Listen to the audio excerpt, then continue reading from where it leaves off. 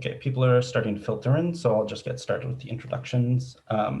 So we obviously have some scattered speakers all over the place, but IJV-Montreal as the host, we would like to acknowledge that we're located on unceded Indigenous lands. The Kanien'kehá:ka Nation is recognized as the custodians of this land and waters from which we are located.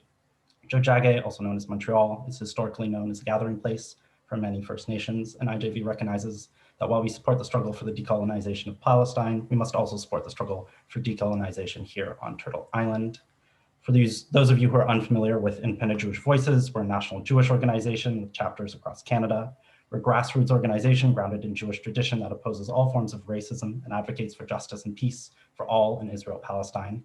About 10 years ago, we became the first national Jewish organization in Canada to officially support the Boycott, Divestment, Sanctions, or BDS campaign against Israel, a point that we are proud of, and we've been working on BDS campaigns with our partners in Palestine and around the world ever since. We encourage everyone to check out our website. I'll post links in the chat in a moment. You can also sign up for our newsletter and become a member. And this Saturday, we'll also be hosting a forum party at 8 p.m. EST, which I recommend everyone to attend. It'll be called Dancing in an Upside Down World. A few housekeeping notes before we begin. First of all, you'll see that there's a chat and a Q&A. So for any questions for the panelists, which we'll be taking as we go, please put your questions in the Q&A. If they're in the chat, we won't see them and they won't get asked. So please put your questions in the Q&A. Pour les francophones aussi, malheureusement, avec les panélistes internationaux, on ne peut pas faire les questions et les réponses en français, mais vous êtes bienvenus pour demander vos questions en français, puis Peter pour les traduire et les demander à les panélistes en anglais. And so with those housekeeping done, I'd like to introduce our moderator for today, Peter Larson. He's the chair of the Ottawa Forum on Israel-Palestine, a Canadian human rights organization focusing on the Middle East. He's visited Israel-Palestine many times, including leading trips for Canadians interested in gaining a deeper understanding of the issue. He also is a frequent lecturer for church and labor groups, retiree associations, and service clubs. His presentations are appreciated for being fact-based and balanced. He's also the principal author of a weekly series of articles on the Middle East called Canada Talks Israel-Palestine. 2012, he was awarded the Queen's Diamond Jubilee Medal by the Governor General of Canada in recognition for his educational work on Canada-Arab relations. And he's, of course, generous enough to be our moderator for today. So Peter, thank you, and the floor is yours. Thanks so much, Rowan. You missed another important aspect, is that I'm also a big fan of IJV. So I was thrilled when IJV asked me to moderate this session. In fact, I'm fans of both Jeff and Diana as well, so it's a lot of fun for me to be here. So thank you so much.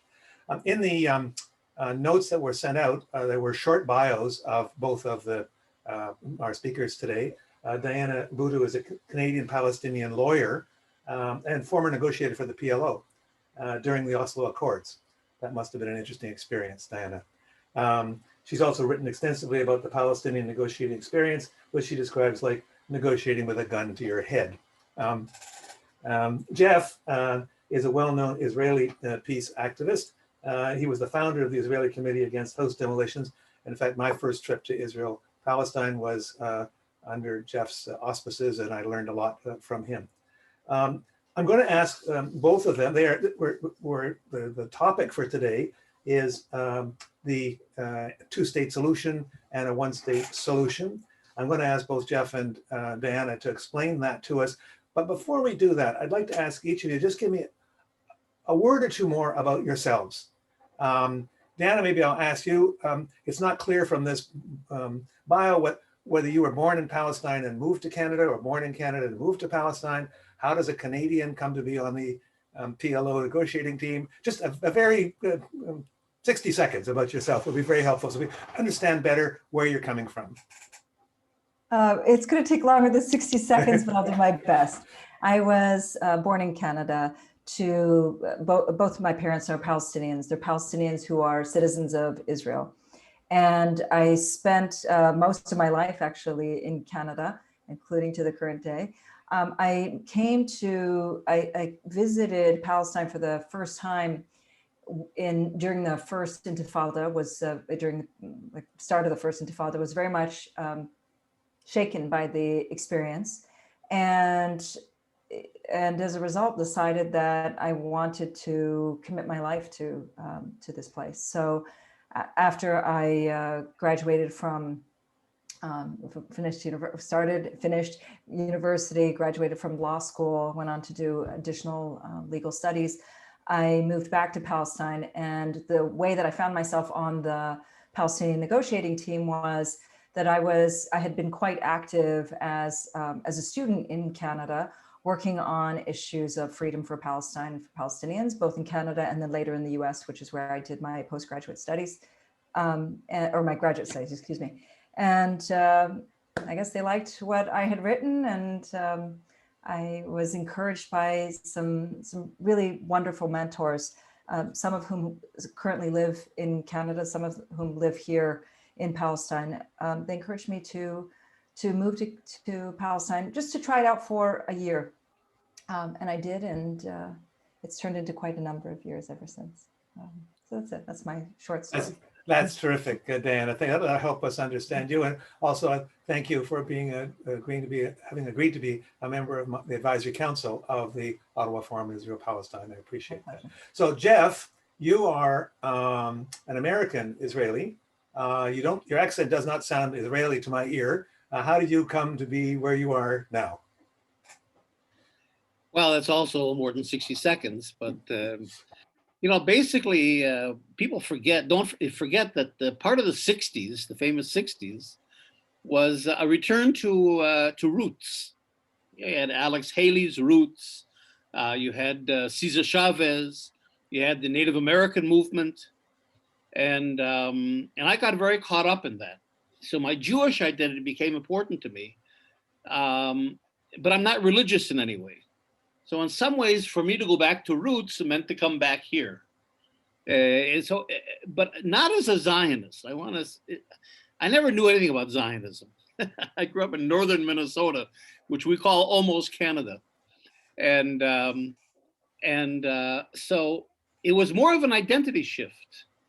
Even the white, if you think about it, even the white middle-class kids were alienated from American life. They set up a counterculture. They invented a whole culture of their own to give them some more substance in their life. So in a sense, I think that whole thing of kind of rejecting this American materialism and having not just Jewish, not Jewish really, because I'm not religious, but in a sense to shift an identity from an ethnic Jewish to Israeli. And in some ways I became Israeli before I ever went to Israel. So coming to Israel was a natural thing, but it wasn't ideological, and it wasn't against the Palestinians. I mean, I still believe that the Jews have a connection to this country. They're not strangers to this country. But when I came here, the idea was very much to try to work on peace and reconciliation and Palestinian rights. So the first thing I did, the first day I was here, was join SIACH, which is the Israeli New Left.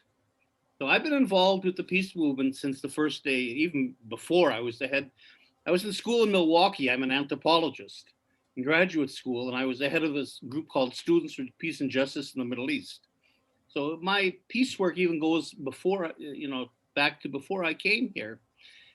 But what I'm trying to do in the new book that I just wrote, I really call myself a settler who refuses.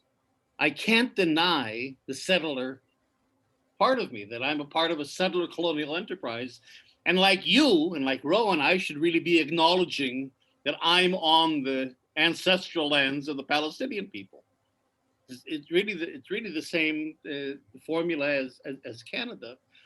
But nevertheless, I think I'm trying to parlay my being a settler into a kind of a position of a settler who refuses, who's then able, because I acknowledge that, I'm able to be part of a movement, part of our One Democratic State movement that's seeking to decolonize the country and to be a part of a decolonizing force that then, in a sense, gives me the right to live here, because I'll be living here with the consent of the Palestinians on an equal basis.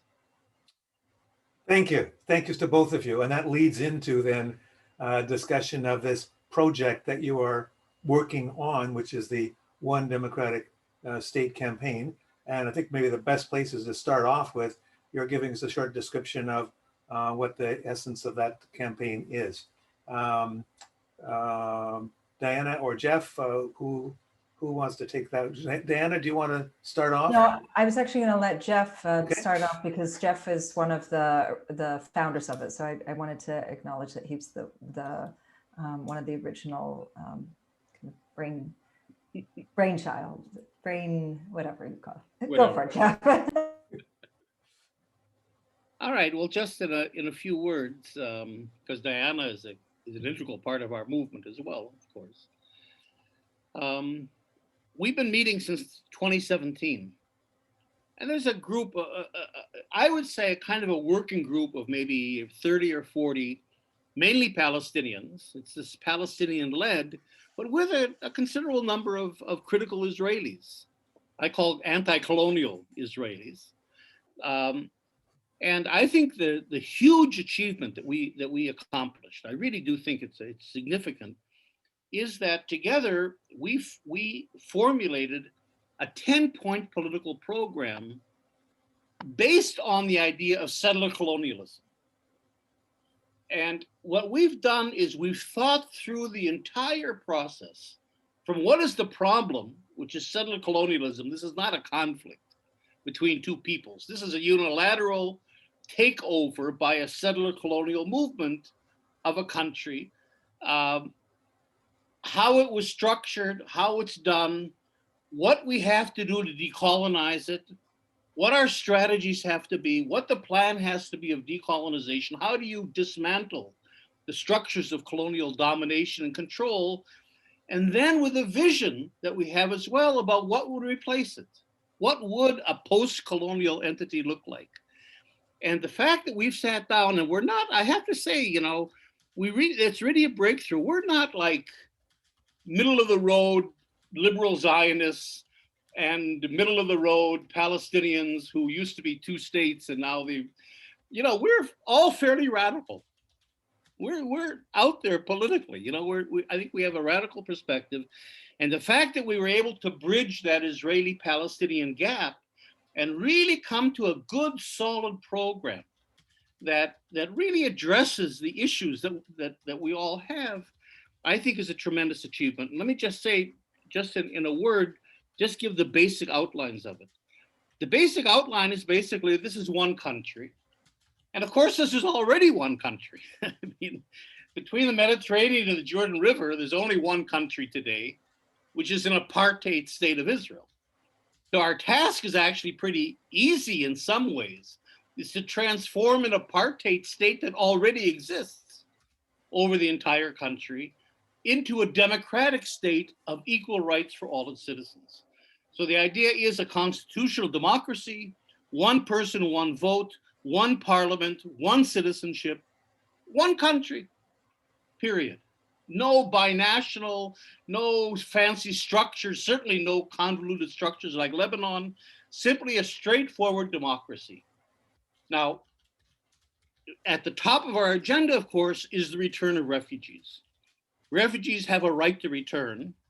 But not only that, you see, we're changing the whole concept of the country from an ethno-national religious-based country, where everything you are, who you marry, what job you have, where you live, what your rights are connected to what your religion is or what your ethnic group is or what your nationality, to throw that all out and to base it on citizenship, equal citizenship. And if that's the basis of the country, then it's not only that refugees have the right to return, which they do, but the logic is they're our citizens. We want them to return. They should return. They have to come home. In other words, the idea is that, just because you're driven out of a country during war, or even if you flee a country voluntarily during a war, you don't lose your civil status. You don't lose your citizenship. And so the whole idea is actually gives another layer of rights and belonging to the refugees who should be coming home. And it really is their home. So we have equal individual rights, and And we also have an article in our 10-point program of recognizing the collective rights of everyone as well. I mean, this isn't Nebraska or Saskatchewan. In other words, we know that there are national groups in this country. There are Palestinian Arabs for whom their national identity is important. And there are Israeli Jews who see themselves as a national group. And there's other ethnic groups in the country as well. So the idea is you can maintain your ethnic, national, religious identities. Nobody's going to take that away from you. It'll be a multicultural country, but we're all nevertheless participating in a multicultural democracy. The democracy is the common denominator, and within that, then you can have your pluralistic cultures and associations and institutions. And what that does in the end, and I mean, there's other parts of it as well, but the vision is then that not only a new state emerges, and, you know, not that we're crazy about states either, but I mean, states in the meantime, at least, are the way the world order is organized. So you can't avoid that. But the idea is then that the new state gives rise to a new civil society and eventually a new political community. So that especially in the young generation, I think, a new national, if you want to put it that way, state national identity begins to emerge that brings us all together. And let me just end on this, just as an example of nation building, just from the daily experience of living together as equals. You know, in the world of football or soccer, in FIFA, in the standings of the International Football Association, the Palestinian national football team is ranked higher than the Israeli team. Now, neither Palestine nor Israel ever succeeded in getting into the World Cup. Actually, that's not quite true. I think Israel did succeed back in the 50s once. But basically, neither group has really been strong enough to get into the World Cup, which is a big deal. So imagine if we have our one country and we're putting it together and we're getting a new identity, we're getting to know each other, we're living together and working together and participating politically. And our combined national team gets into the World Cup, into the Mondial. I mean, can you imagine the excitement, how that would bring the people together?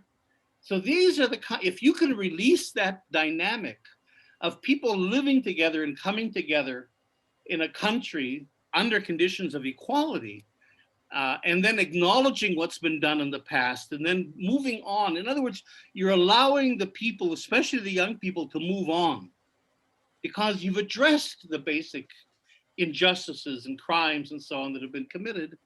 That really is a vision for an inclusive kind of a democracy that we believe in the end, maybe Israelis, even if they don't accept it, I mean, it's going to be like South Africa. They're not ever going to really accept the idea, but they can go along with the transition if we can get to a point where we're strong enough to impose that transition on the country. I'll leave it at that. Thank you, Jeff. Deanna, do you have some things you'd like to add to from a Palestinian perspective? Yes. Thank you, Jeff. And I wanted to, first I wanted to begin by saying thank you. I didn't get a chance to thank IJV and you, Peter, and you, Jeff, for hosting, moderating, and for being a co-panelist. So my apologies for not doing that at the beginning. What I wanted to add is that there's a lot of programs that are out there, a lot of different models that are out there that deal with the issue of one state. This isn't the first model. There's many of them. What makes this different is that the starting point, as Jeff has already said, is that of decolonization. This isn't an issue of, two states no longer work, so let's just throw our hands up into the air and move on with it, or this is really a one-state call in order to get to two states, or this is a question of, let the settlers continue doing what it is that they want to do. In each of these cases, that has always been leaving behind the issue of decolonization or ignoring it at its core, and instead trying to come up with solutions.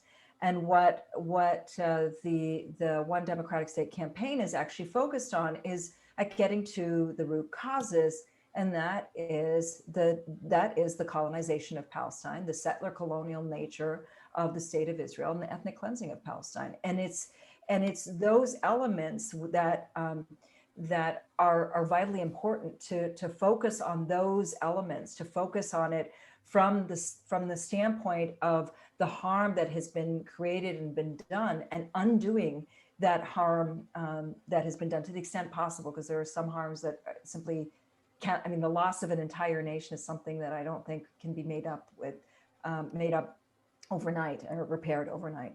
But that's the part that really speaks to me, is that the focus is really on not just erasing the past, but actually addressing the past. Okay. Before we get into, I see we're already got a good accumulation of questions coming in. I remind you to put your questions in the Q&A, and I'm not sure whether there's a possibility of upvoting or not. I didn't notice that, but if there is, as you can click on questions that you think are particularly relevant. But before we even get into that, I'd like to ask the two of you whether you think it's appropriate for North American activists to be taking a position on the one state, two state. Is this something that is a debate between amongst Palestinians, amongst Israelis, and between Israelis and Palestinians? As you know, Canada's official position, we've said the two-state solution is the only answer. But is it not prejudging things for Western activists to say we're for one or we're for the other? I'd like your thoughts on that question. Well, yes and no. In other words, this has to be a Palestinian-led movement. I mean, no one else can represent the Palestinians. So that it's appropriate when groups say to me, like IJV, for example, or the US campaign, or the Palestinian Solidarity Committee in the UK, and so on, when they say, look, we can't advocate for a particular solution because we're not Palestinians. You know, we have to listen to the Palestinians. We have to follow them. That's correct. They're right in that. And I think it's true. The problem is, of course, that you can't be in a political struggle without an end game, without a political program. And the only political program out there is if you're talking about a Palestinian voice, is the Palestinian Authority. That is not representative and doesn't have the support of the Palestinian people. So the problem we have is there's a vacuum. I mean, we've always supported the BDS movement, for example. But the problem with that is BDS has become almost a substitute for a political program. People feel they're doing something because they're involved with BDS.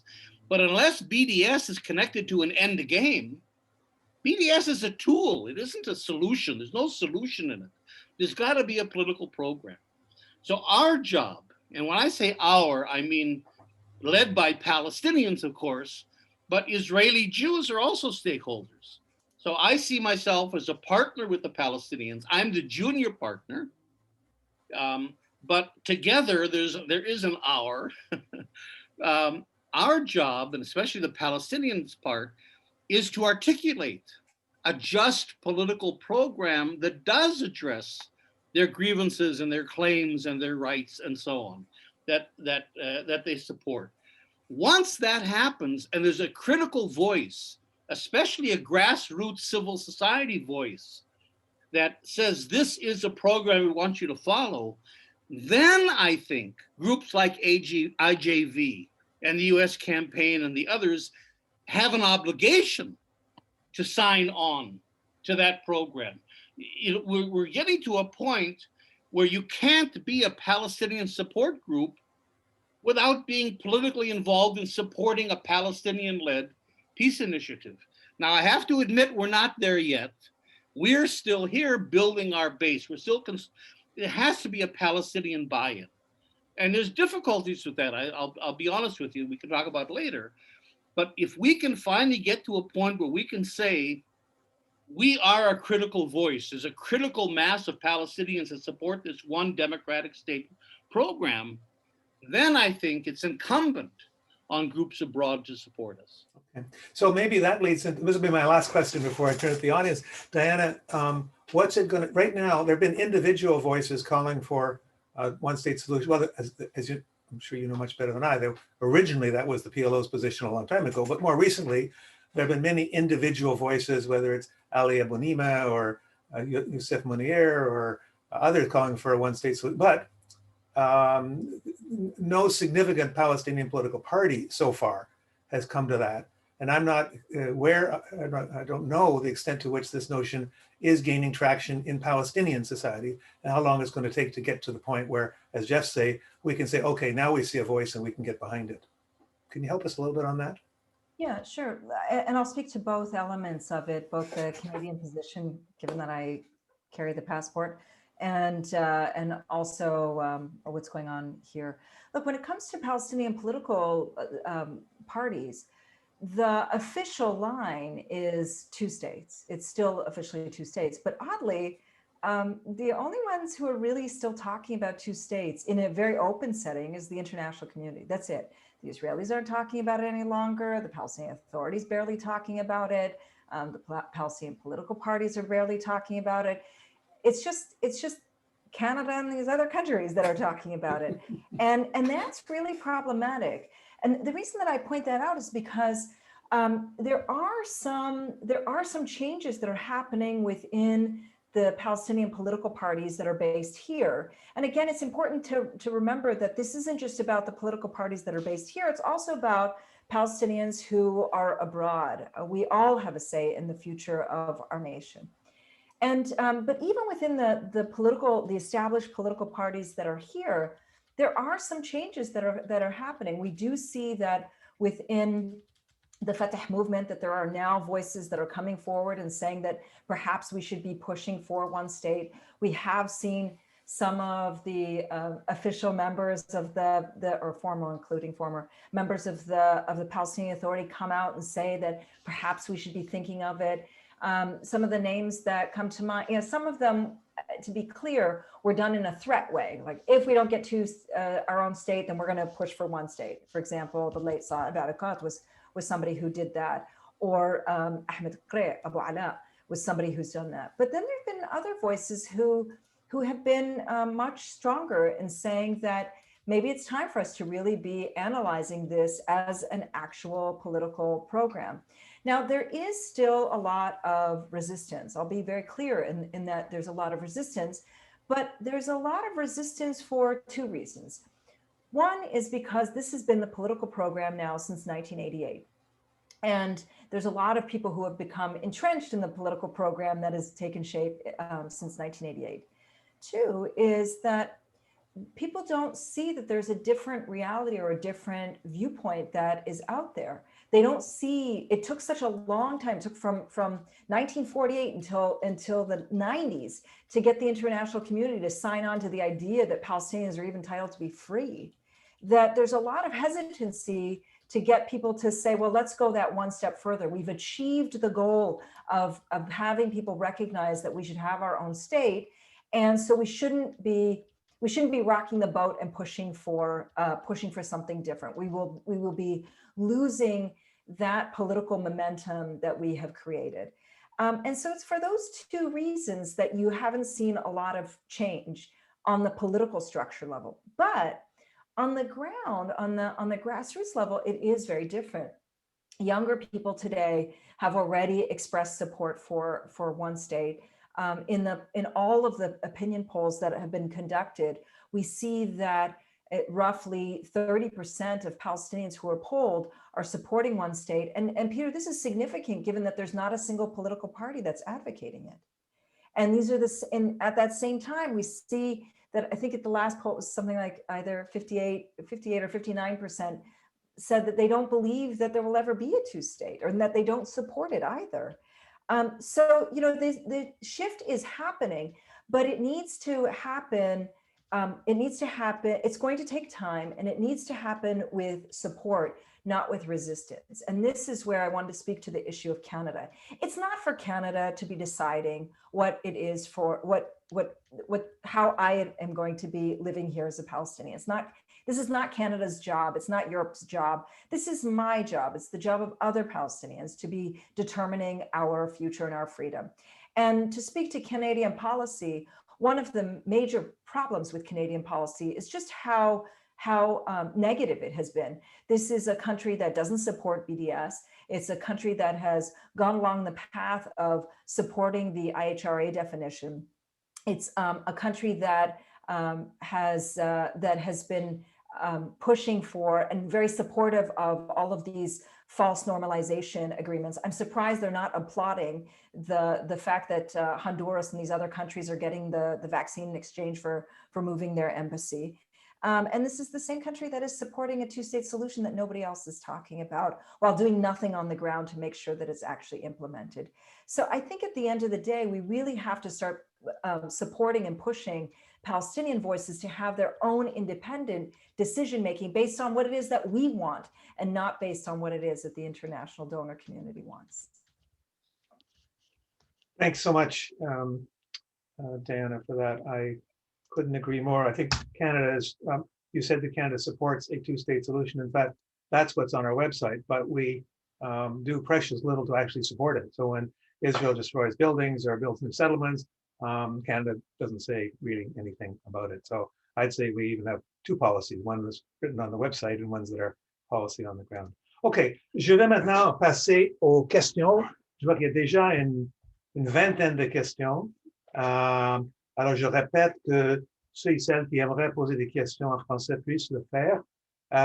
Mais I'm going to start off with Rafi Silver.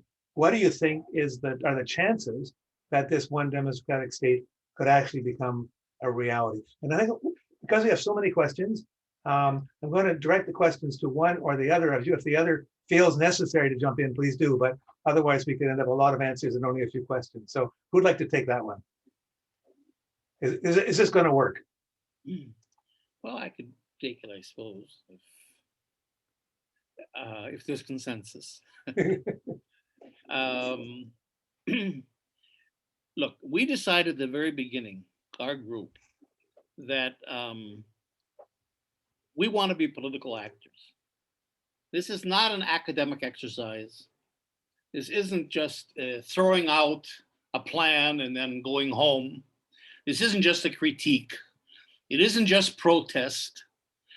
We actually see ourselves as political actors.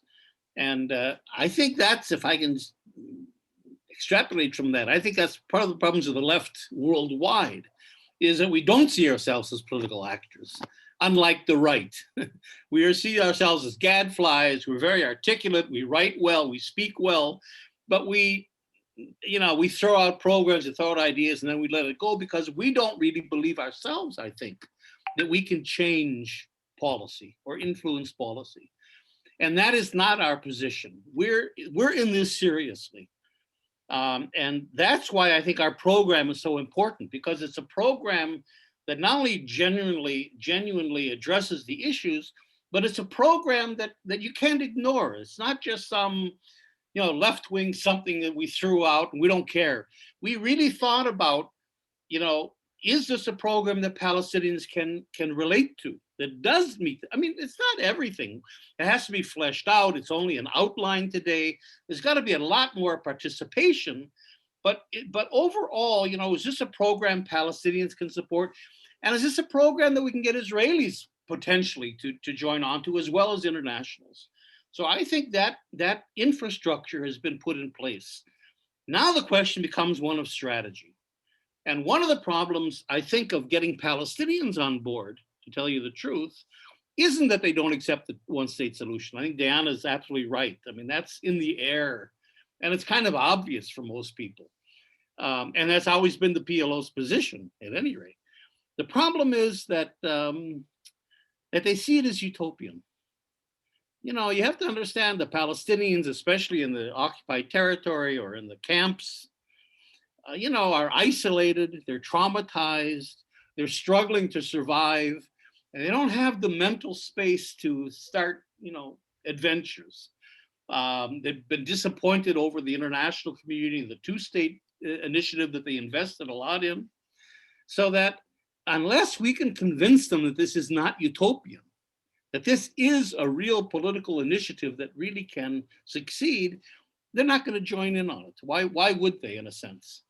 So we have to really come up with a good strategy.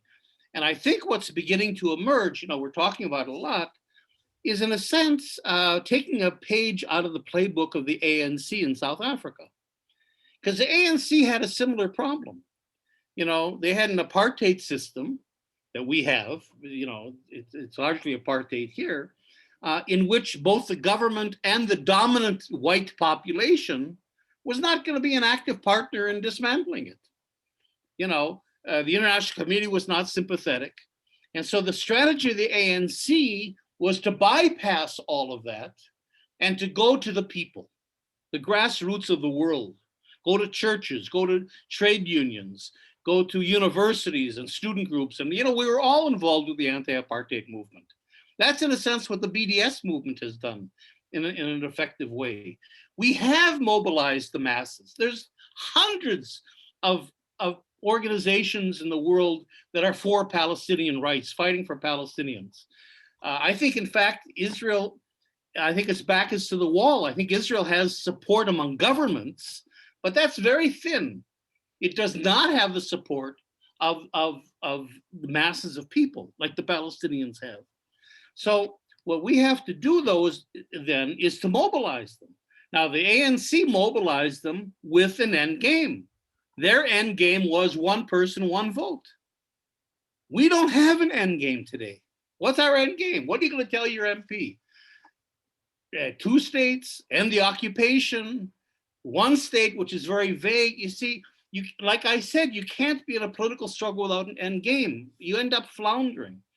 So that to the degree that our group, if we can help mobilize the Palestinians, can insert a political program into the equation so that all of you guys have something to hold on to and begin to advocate for, and we mobilize around this political initiative, that gives us the focus and the direction and the end game we need in order to push it forward. And then I do believe, to answer Rafi's question, that yes, I think we can effectively mobilize the international civil society in a way that begins to change government policies. Because governments know, I think that the hypocrisy is governments know, Biden knows, Trudeau knows that the 2-state solution is gone. I mean, everybody knows that. It's like Leonard Cohen says, everybody knows. It's an open secret, you see. But the problem is that no one has filled that vacuum. No one has said, okay, it's gone. Now here's where we should go. And I think if we can do that, our organization, and bring the Palestinians, the Palestinians bring the program in, then I think we can succeed like the ANC did in mobilizing to a degree that we can become a political force. Jeff mentioned the BDS movement and mentioned that your campaign supports the BDS movement. Diana, does the BDS movement support your campaign? What is the relationship between the BDS movement and the One Democratic State campaign? I don't think there's been an official approaching them. I think it's the other way around. As Jeff mentioned, that we believe that BDS is a tool, and they say that it's a tool as well. It's not. I don't think that they see it as there being a political platform, except for the various demands, pieces of the demands of it that are there. But beyond that, it's, I think, very well recognized that BDS is important. It's a very important tool. It's a very important way of pushing for accountability, for pushing for change, and at the same time, I think that we need to go beyond that, recognize that it's a tool, and go beyond that and actually have an actual political platform, an actual political program that is then able to give a vision of what the future is going to look like. Dan, another question for you from Rachel Epstein. You mentioned in your presentation something about not erasing, but addressing the past. And she'd like you to say a bit more about what you meant by that. I think that we can't, so I'll bring it back to my previous life of working in the negotiations. In the past, the way that Palestinian rights were and continue to be addressed is an idea of somehow Palestinians, you need to stop, you need to forget what happened to you in 1948, and you just need to, and what continues to happen to you on a daily basis, and you need to just move on. And the way of moving on is to focus on having a state and focusing on all of the elements of a state, and and just forget about everything that happened in the past. Forget about the ethnic cleansing of Palestine. Forget about the destruction of a nation. Forget about the takeover of your country. Forget about the takeover of homes.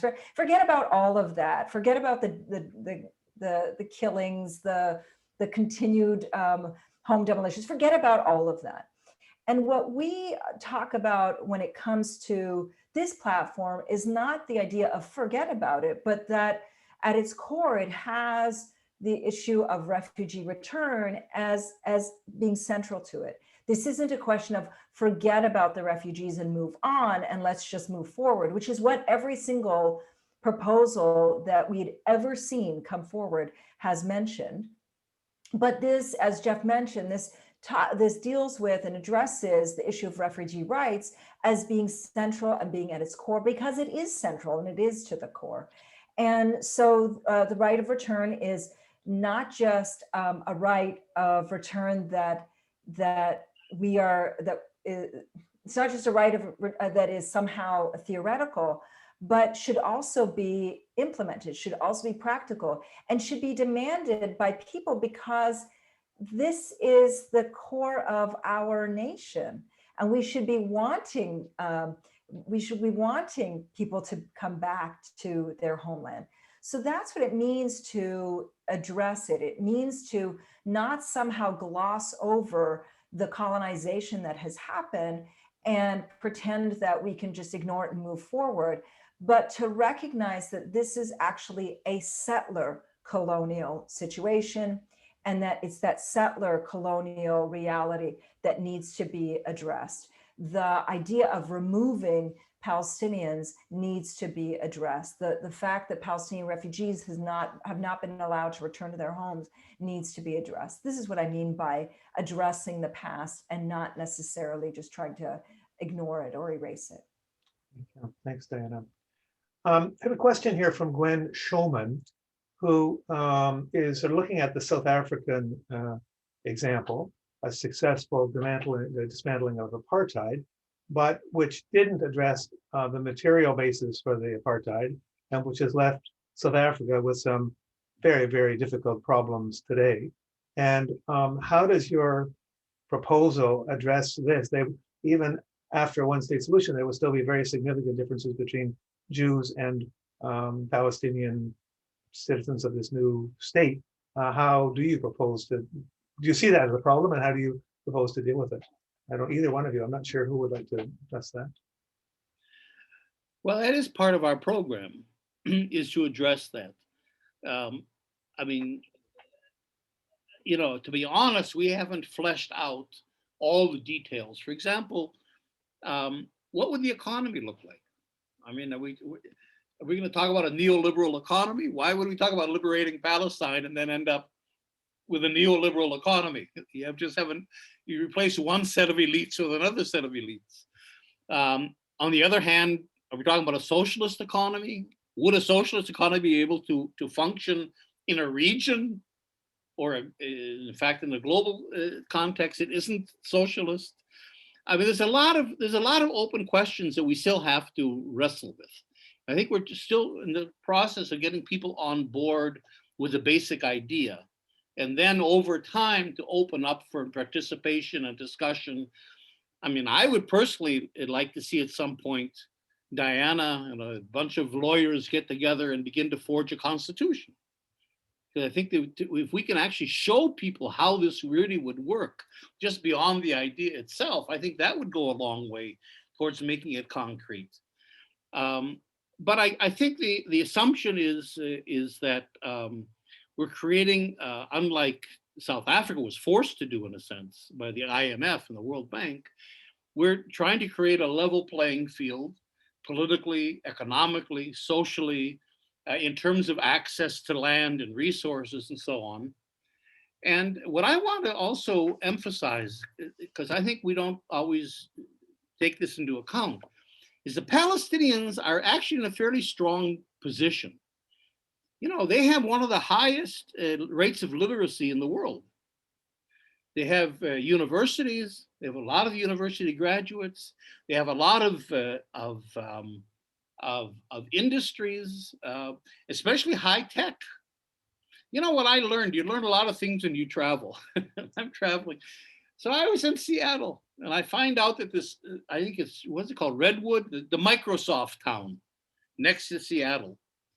The largest expat community in Microsoftville are Indians from India. The second largest community are Palestinians. So they have a tremendous resource. And if you add to that the diaspora, in other words, the Palestinian, you know, the Palestinians run a lot of Latin America. I mean, they have some very wealthy people. They're highly educated. It's a highly educated diaspora, exile, which is a tremendous resource, just like the Jewish community was a resource for Israel. So I think the Palestinians, once there's a level playing field, not only would be able to achieve parity with Israelis, but I think they could achieve parity within a fairly short period of time.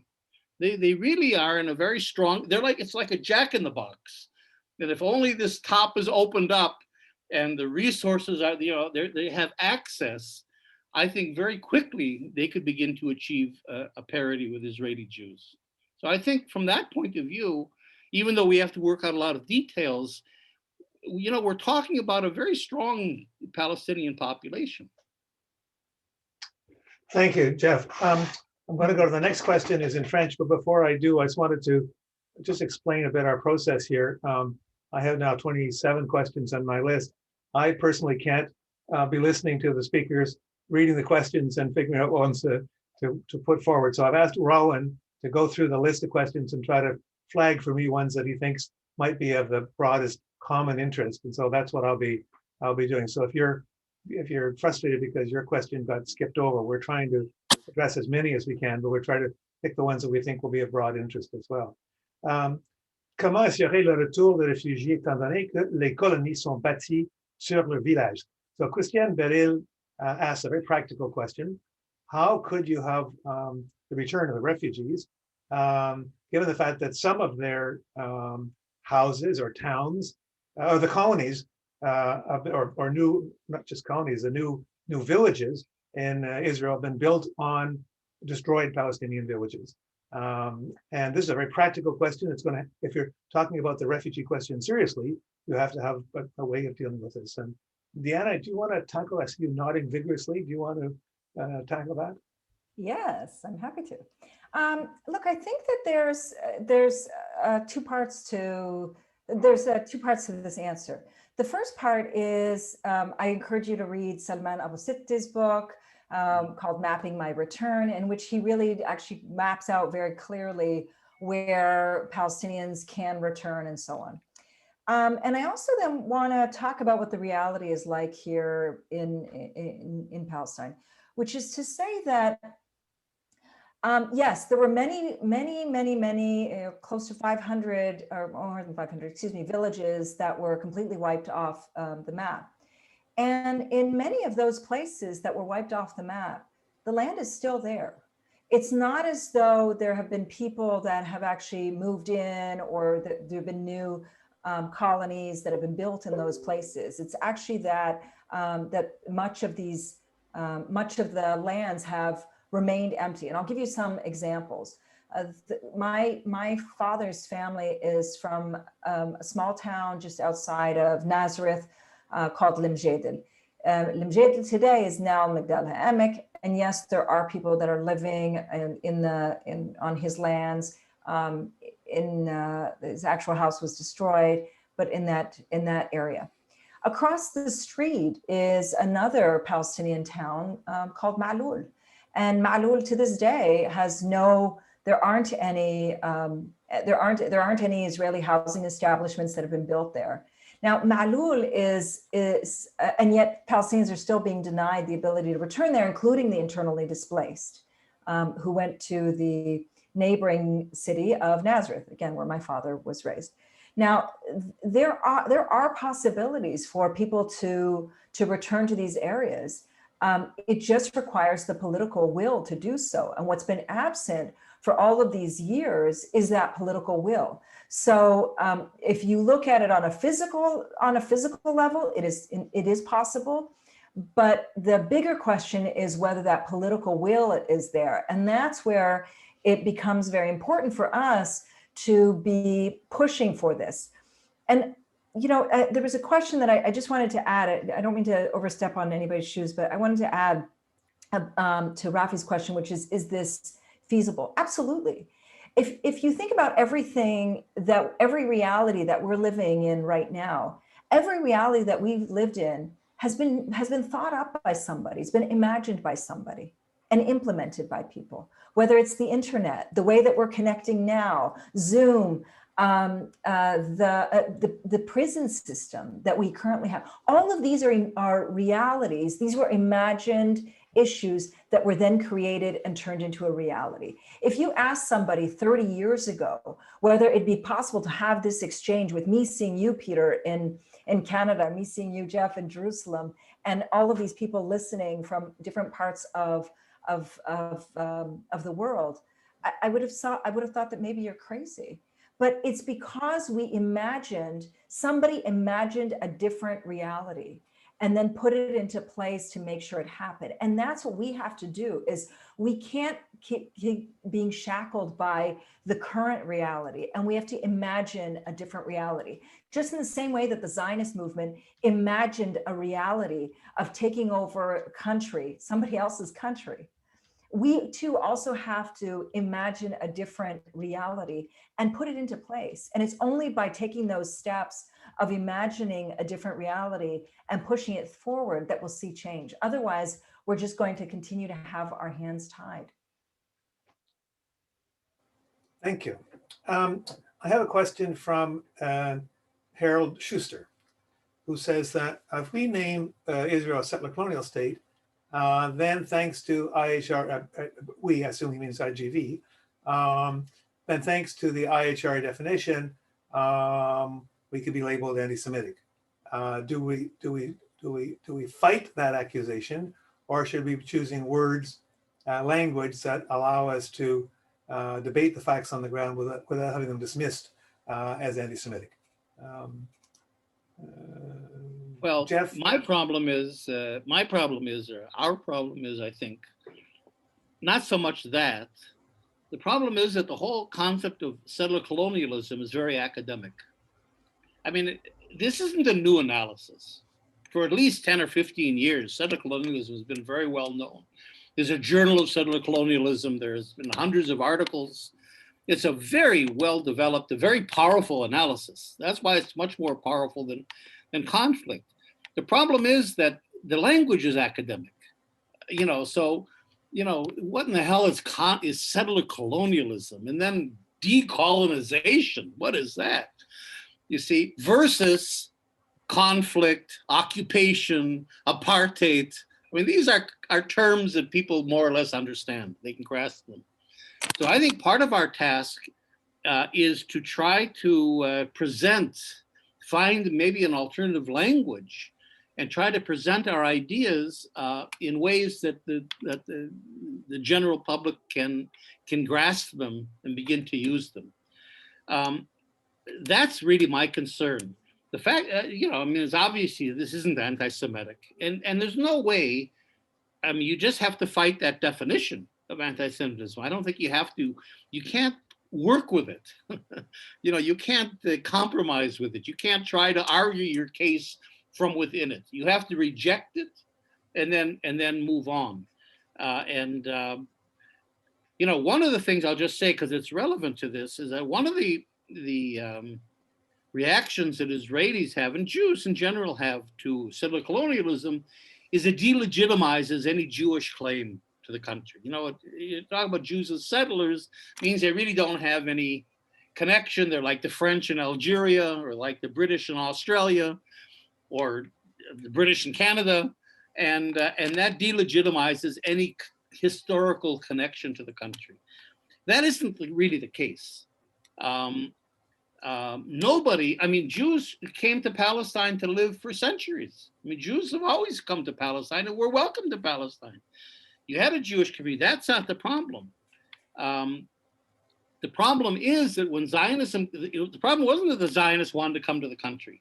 The problem was they came to the country, and like all settler colonial movements, they came with an intent to take it over, to claim that the country is theirs, and to eliminate the indigenous population. That's the sin. So the problem, so we're not saying that Jews don't have a place in this country. They do. What we are saying, though, is that you cannot adopt a settler colonial enterprise as your way of taking over the country and then expect to be considered legitimate. That doesn't work. So it's a very important, but sometimes a very fine kind of distinction, and it's hard because this is really kind of academic discourse, and we haven't found really the shorthand to try to make it more accessible to the wider public. I just want to flag, there's one question here that I think has a very simple answer, and that is, are you advocating and supporting one person, one vote for everyone living in historical Palestine without supremacy of race or religion? I believe that's the case, but obviously maybe that wasn't clear enough in your presentation. So clarify my understanding, please. I wrote yes. Oh, I see, already answered that. I didn't notice that. Okay, fine, thank you. Yes, so there's a question from Dr. Mats in Norway to both Dan and Jeff. Here's a question from, a practical question also, and maybe you each need to answer this. When you are talking about this either in occupied Palestine or in Israel, what are the arguments you run up against? What are the what's the points of resistance? I think both of you need to answer that, but one at a time. Yana, why don't you start out? Sure.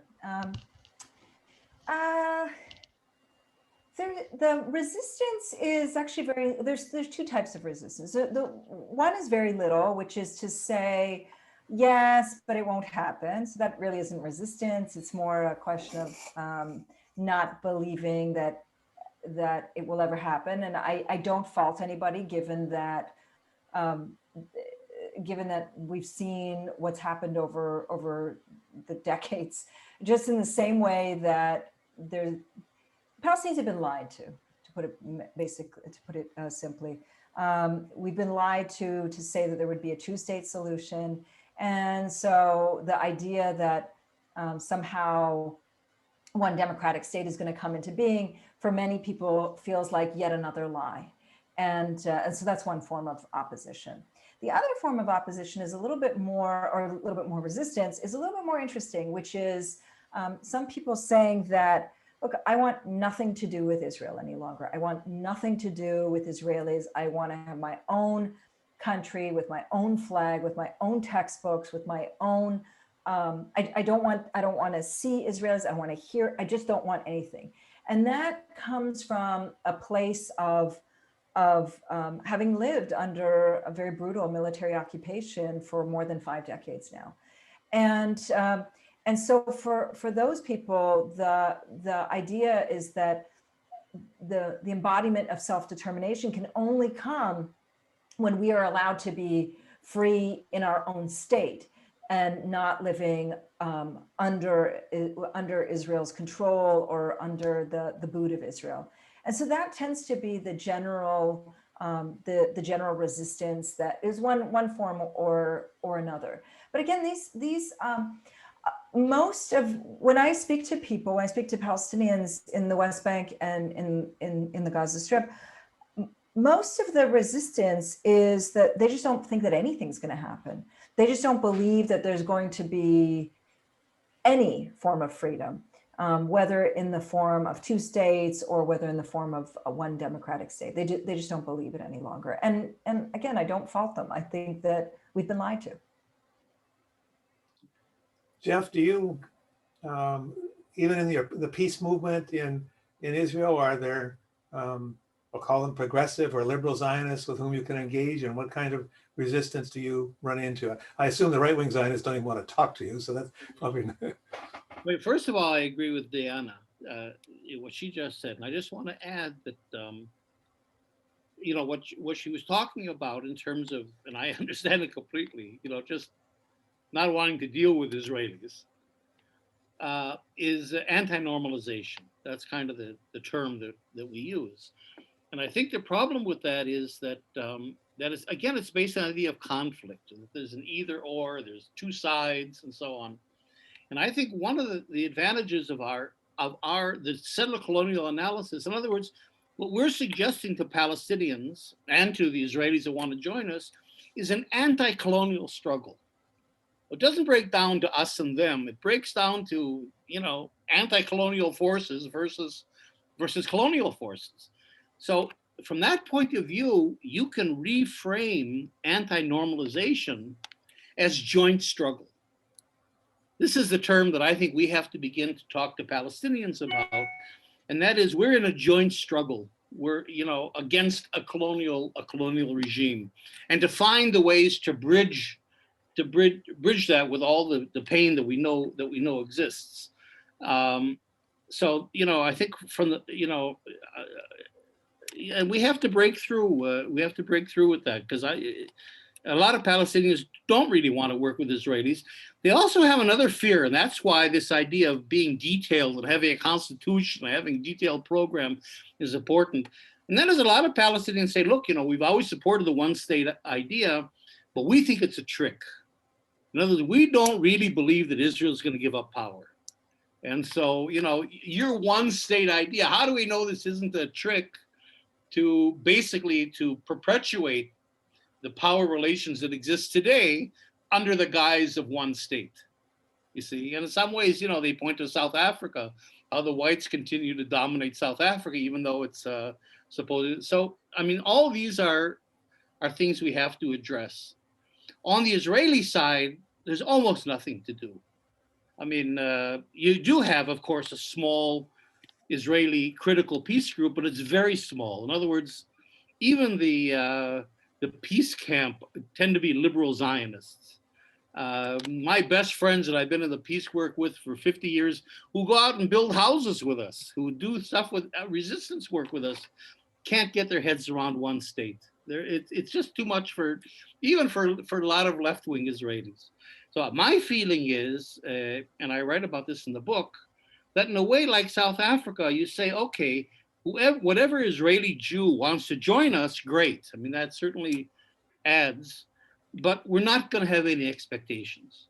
We have to build a strategy that basically takes into account that we're not going to have a meaningful Israeli Jewish buy-in on this, and to take that not as an obstacle, and then figure out what do we do with that.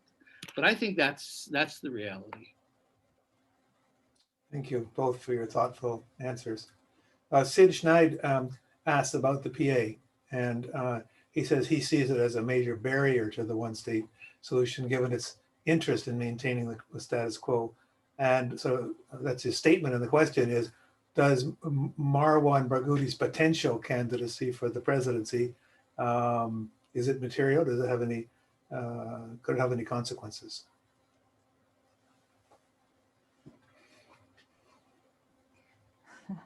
It's a hard question to answer because it's very theoretical at this point. There's still a lot of skepticism as to whether elections are in fact going to happen. If anything, we might see that general elections happen, meaning the legislative council, the parliamentary elections. I'm really skeptical that we're going to see presidential elections happening. That being said, does his candidacy change things? Yeah, look, a change in leadership can definitely change things. The problem with this PA, and I'm not somebody who defends the PA. I don't think I even need to say that anymore. I'm pretty open about my disdain. The problem with the PA is not just the policies that they take, but the bigger problem is the why they take the policies that they are taking, the positions that they are taking. And the why is because this is an authority that is entirely financially dependent upon foreign entities. Foreign entity one being Israel to allow the tax revenues to come in, and foreign entities, number two, is the international donor community. And what we've seen in the past is that when the PA has pushed to push for any sort of change, that we've seen the donor community come down very hard on the Palestinian Authority. When there's a new prime minister that they like, they'll give more money. When it's somebody that they don't like, they won't. When we saw the election of Hamas, they completely boycotted the Palestinian Authority and cut off all funds. And when it's when the unelected prime minister is appointed, who is somebody from Fatah, then we see the money flow again. So the problem with the PA is not just the political positions that it takes, but the why it takes those political positions. And the why is largely because of the pressure that the international community puts on it. I think with a new president, I'm hoping that there will be a totally different reorientation and a different strategy where they begin to think of liberation and not merely survival of the Palestinian Authority, because that's the mode that we're in right now, is survival of the Palestinian Authority. Thank you, Diana. Jeff, here's a question from Denis Kassim that relates to the B'Tselem, most recent B'Tselem's most recent quite shocking report charging Israel with being a Jewish supremacist state from the river to the sea, saying that there is currently now a one-state solution. Does this, the issuance of one-state reality. One-state reality, Sue, thank you. Does this report change anything? Is it a sign of things that are changing? How do you read it? Well, and here I'll have an interesting discussion with Diana. I don't know if she'll agree with me. You know, it's good that they did that. They called Israel an apartheid state, and they were very critical. The question is, of course, what took them so long? I mean, Jimmy Carter called Israel an apartheid state 20 years ago. Just a minute, Jeff. He said the West Bank was apartheid. He did not say Israel was apartheid state. We've been saying for the last 10, 15, 20 years apartheid. I mean, this isn't the new, and it brings up a problem that I have that I will bring up honestly, and that is with human rights. I mean, human rights are important, and their guidelines and their principles and so on. But I think there's a very dangerous process going on in the activist Palestinian community, especially among young Palestinians. And that is, people are beginning to say, and they're writing about it, you see it in Al-Shabaka and all kinds of places, we don't care about a political solution. We don't care if it's 1 state, 2 states, 10 states. We just want our rights. We want our human rights. You know, and the problem, of course, with human rights is that they're not a political program. Human rights aren't intended to be a political program. They're intended to guide political programs, to provide a certain basis of justice that you could build a good political program on, but they're not a program in and of themselves. So that in a way that's kind of almost a defeatism to say that, well, we're going to step out of the political game and now all we want is our human rights. Well, who's going to give you human rights? I mean, it has no traction. Nobody's going to give you human rights. There's no way you can get your human rights. You can see that with the ICC. You see that with the International Court of Justice. The instruments are all there, but they're powerless. They're toothless, you know, because they're all under the authority of the UN and the Security Council and states and power players and so on. So if we begin to put our eggs in the basket of human rights and think that somehow human rights are going to liberate Palestine, I think that's a very, very dangerous thing. And you see that with the B'Tselem report. The B'Tselem report is great, but B'Tselem in some ways, and they say this, we're a human rights organization. We're not political. They'll tell you that at every single meeting.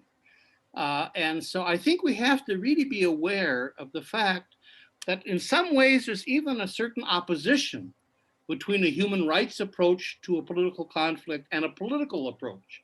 And I think we see human rights like BDS as a tool, but not as a substitute for a political program. And I think the fact that it's taken B'Tselem so many years, and there really is no practical benefit that you get out of calling Israel an apartheid state. I mean, it's good they did it, but so what? You know, shows, I think, that you can't eliminate the political from the equation. I don't know, Diana, if you... Yeah, I wanted to just add, I agree, Jeff, wholeheartedly. I think the other, so I'm glad that they issued the report. It's also a, wow, what took you so long a moment. And I think they'll be the first to acknowledge that, actually. But the bigger problem for me is, and it's not to do with the report, but my bigger problem in general is, haven't we been saying this for such a long time? I mean, this is just the fact that we've had, this isn't just a question of Jimmy Carter saying it, because you're right, he said in 2006, only when it came to the West Bank and the Gaza Strip. But Palestinians have been saying it, Palestinian activists, Palestinian academics. We've been talking about it until forever and a day, saying that it's apartheid. And we've always been told that we need to split hairs, that no, it's apartheid in the West Bank and Gaza, if we even accept that. But when it comes to being inside Israel, you're not living in an apartheid regime. And I just find it so, I don't know what the word is, so bold of other people to describe the reality that I live under, and for other people to be able to presume and to speak on behalf of me and behalf of others, when we are the ones who are the direct victims of this, and we've been calling it what it is, for such a long period of time. So I'm pleased that B'Tselem came out with the report, and I've said as much. I just wish that the same attention that has been given to the B'Tselem report had been given to Palestinian academics who've been saying this for really more than 2 decades. And if I could add just one thing, and that is that I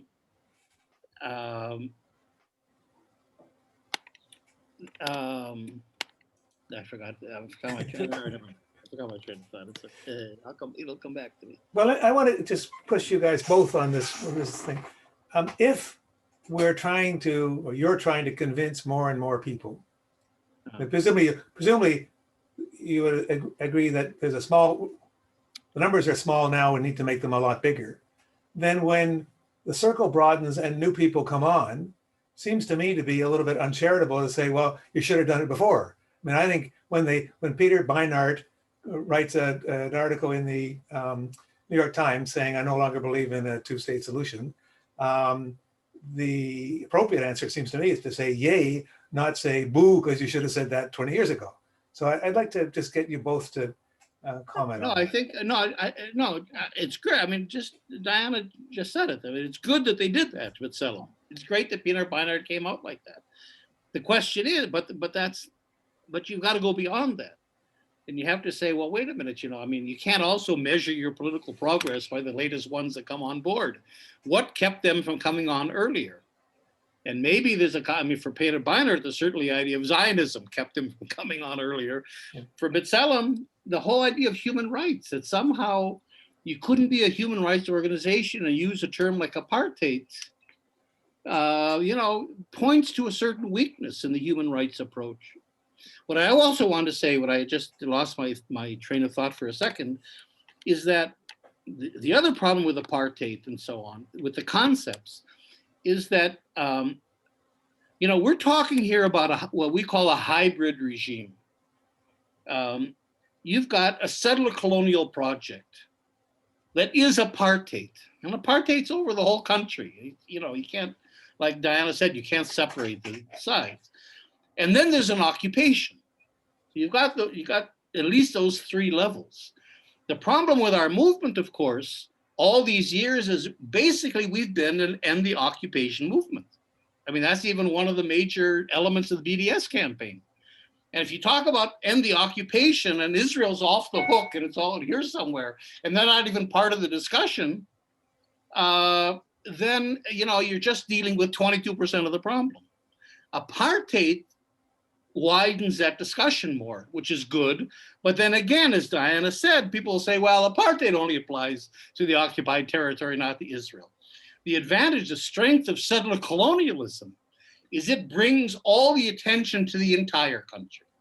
The entire country is a settler colonial enterprise, and the entire country has to be decolonized. You don't decolonize 22% of a country, you see? And I think that that's the strength of this analysis, is that it focuses our attention on the entire country.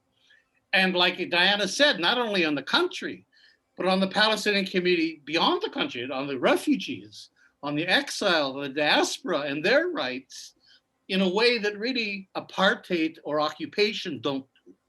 So I think we have to really try to push this concept on the wider peace community, the community that supports Palestinian rights abroad. Here is another question from Najat Al-Kheri, which probably you can't answer, but maybe you can address how you might come to an answer on this. And that's, what would you call this new democratic country? And issues like the flag and various sorts of symbolism. How would, I doubt that you have an answer to the question, but how would you start the conversation about it? How and when would you start the conversation about that? Diana, do you want to? Yeah, Diana. Yeah, look, we get asked this question a lot about what do we call it? What is it? I can't wait till we get to the point where that's the issue that we're focused on. I mean, there's so many. This isn't to trivialize it. It's just to say that there's so much that we're working through at this point in time of real structures that actually need to be dismantled. And this is whether it's the dismantling the structures of settlements, whether it's dismantling the laws that are Jewish laws that promote Jewish supremacy. Those are the things that, for now, at least for me, my focus is on. And I do think that we do need to address these issues.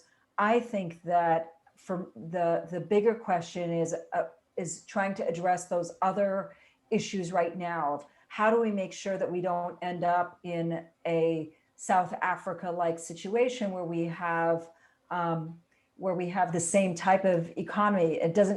I don't really care for it to be one democratic state if in that one democratic state we've replicated that same level of economic inequality that currently exists right now. So for me, those are the issues that I'm focused on. How we have that discussion is that we begin by getting people to sign on to the general principles, the general structures, and we have that conversation. It's a conversation that I think needs to be much broader than just the people who've currently signed on to onto the campaign. And I think that it needs to encompass many, many, many, many, many more voices, including the voices of people who are in the diaspora. Thank you. You know, I over the years, I made up one joke. You've done more. You've done more than that, Jeff. I'm sure. People have told me. People have heard it before. But when I'm asked the question, I say, well, one inclusive name would be Palestine. If you spelled Stein, S-T-E-I-N. But beyond the joke, I think one of the things that will happen is that the name will emerge with the new civil society. In other words, as a new civil society, a new polity, a new political community begins to emerge, and people really begin, like Diana says, to live together and to share some understandings and begin to share a shared history and so on, that's the time in which a name will emerge. I don't think you can put a name on it before that, because the name has to reflect the actual social dynamic that exists in the society. So I wouldn't hurry. And for the record, I'm in favor of calling it Palestine, but that's right. Yeah. with the old-fashioned spelling, I presume. Yes.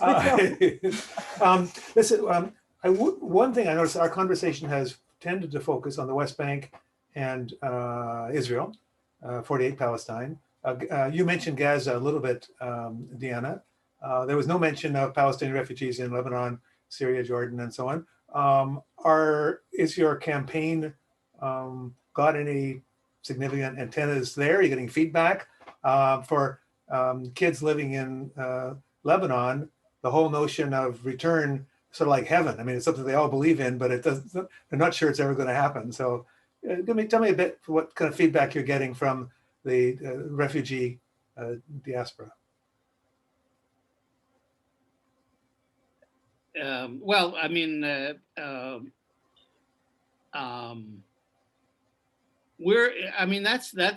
not really privy to all the conversations. I mean, first of all, they're in Arabic and they have to be in-house. I mean, I'm staying out of a lot of stuff, of course, which is important. But our group is having very lengthy discussions. I mean, it gets frustrating sometimes because it goes slowly, but it has to go slowly. We have quite a few people in Gaza that have joined into our movement, including Haider Eid, who's a leading figure in Gaza, and others. We're working into the West Bank. But again, you have to understand the difficulties there. I mean, in a sense, the initiators are Palestinian citizens of Israel, because in some ways they have more political space in order to organize. And to be honest, I mean, in some ways you would say you can't really compare oppressions, but they're not on the edge of survival. They have a certain political space as well that you really don't have very much in the occupied territories, and certainly not in a lot of the camps, especially in Lebanon.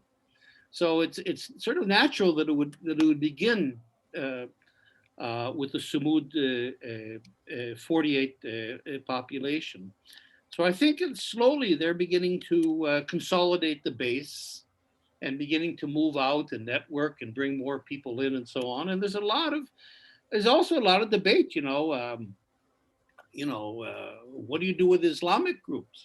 I mean, is the state going to be a secular state? Is it going to be an Islamic state? Women obviously have a lot of issues that they want to bring into the discussion. So it's not only a thing of, do you agree with one state or not? Sign here. There's all kinds of other issues within the community, not all of which I'm privy to, that I think have to be worked out, including, for example, people who, are afraid of the PA. You have those people, and not just the PA, but, the whole Palestinian civil society in the West Bank and Gaza to some degree have become NGOified. You almost don't have a civil society anymore. You've got a bunch of NGOs. Well, today, if you're an NGO, you don't get funding if you use the word occupation sometimes. You certainly don't get funding if you use the word apartheid. Imagine an NGO saying we're for one state. So, it's not only the idea and the political program and so on, you lose your funding, you lose your basis, and without much of an alternative. So, we have to try to build an alternative civil society as at the same time we're trying to advance a political program. It's a very complex proposition. Deanna, did you want to add something on that point? I did. So just to add that for good or for bad, the initial way of thinking, the initial approach was to try to get as many voices inside Palestine as possible, and then branch out. And the reason that we wanted to have this inside as much as possible is simply so that it could be a movement that is that is, started from on the ground, rather than being something that is coming from, from the outside and then coming in.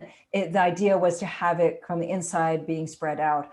And I think we are now at the point where we're more able to launch and get more voices, and we have been reaching out to other people from outside of the borders to try to get more and more voices. But initially, that was our initial way of thinking, was just try to get as many people on board who are living under Israeli rule in some way, shape, or form, and then be able to branch it out.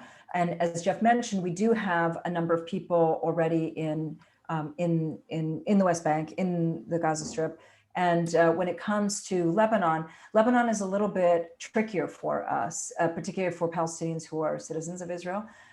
Contact is very difficult, and so I'm hoping that will ease and become expanded in the coming months. And that's all I'll say on that. Thanks. Listen, we're getting very near the end here. This has been a terrific, rich session. Maybe I could just ask you each, before I turn it back to Rowan and the IJV, final question. What's the next step for the One Democratic State movement? Can you say that in 60 seconds, Jeff and Deanna? Well, the step we're in, we're not really at the next step yet, is again to get a Palestinian buy-in. There's got to be there's got to be a meaningful, critical Palestinian buy-in to this program. So our job right now, like Deanna says, is really here at home. It's to bring Palestinians on board here and in the camps, and then reach out, to the diaspora. And at the same time, as much as we can, we're also working on that to try to bring Israeli Jews into this as well. We do have our materials are in Hebrew. We do have meetings in Hebrew and so on. We have joint meetings. So, I don't want to say that there are no Israelis. There are Israelis involved, Israeli Jews, and I think that's important as well. So we've got the program. Now we have to get the Palestinian buy-in. And once we get to that point where we can begin to, in a sense, launch the movement, then I think the next step is to reach out to you, to the international civil society, and begin to bring you on board, and then to sit down and really work out a strategy of campaigning, of lobbying, of really beginning to change government policies in our direction. Thank you, Jeff. Deanna, last word to you. Yeah, just to echo what Jeff is saying is we still we're not in the beginning stages. We're a little bit past the beginning stages, but there's still a lot more work that needs to be done. Just in the same way that, as I was mentioning, that people have dreamed and imagined different realities, we too are in the point of where we're really trying to work out what are those levers that need to be changed? How is it that we can make our program based on that 10 points more solid, more concrete? And doing that alongside with getting more and more people to join is where we're currently at in this movement. I think that also, as we're now, and I saw a couple of questions on this, we're on the cusp of two different elections. One for the Israeli elections, for the Israeli Knesset, and one, I don't know, inshallah, hopefully, for the Palestinian Authority. I think that the weakness of both of those in terms of political programs are really going to become much more apparent to people. And people are already looking for an alternative. And our movement is that alternative. It offers that vision that aims at addressing what happened in the past and giving a vision that is future looking, that I think can really change the world that we're living in. Thank you, Deanna. Thank you, Jeff. This has been a remarkable session. I think looking at the comments on the chat has been very positive. I see that a link to Jeff's new book has been put in the chat. Rowan, you'll be sending out to people, presumably some follow-up links and so on. I just want to give my personal thanks to both of you. I enjoy listening to both of you. I learn more every time I do. My congratulations to IJV for inviting you, for having enough political clout to get you to come and participate with them. So thank you. And thank you very much for asking me to moderate the session. Rowan, with that, over to you. And I want to join with Dan and thank IJV for inviting us and Peter for hosting us. Yeah, thank you, Peter, for an excellent job. I'm so happy you did this. Thank you, Jeff and Diana, for an incredible talk. Thank you for making keeping track of all the Q&A quite difficult for me because I kept accidentally paying attention to the talk. So thank you very much. And like Peter said, we'll be sending out a link. This will be on YouTube, so you can send it to people as well as with more information to see Jeff and Diana's work.